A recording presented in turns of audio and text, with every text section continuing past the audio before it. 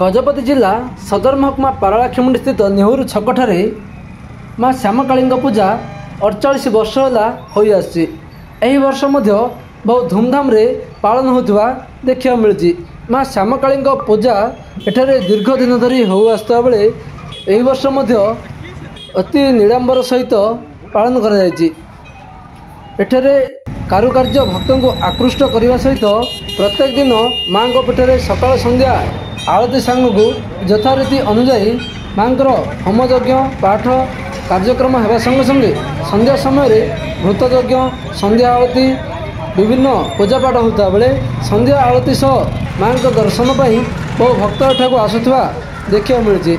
माँ रात्रि माँ निकट में अन्नभोग हुए यही अन्न प्रसाद खावाई भक्त मान समागम होता देखा मिली। एठारे विभिन्न वर्ष सांस्कृतिक कार्यक्रम सांग को एवं दीपदान विभिन्न कार्यक्रम रही बेले संध्या समय विशेषकर एठारे बहु भक्तों समागम होता देखा मिली। यह पारलाखेमुंडी आखपाख ग्रामांचल तथा पड़ोशी आंध्र प्रदेश भक्त एठाक आसी माँ दर्शन करती। लोकों विश्वास रही माँ दर्शन कले पुण्य अर्जन करने सहित माँ अन्न प्रसाद सेवन करथिबा देखा मिली।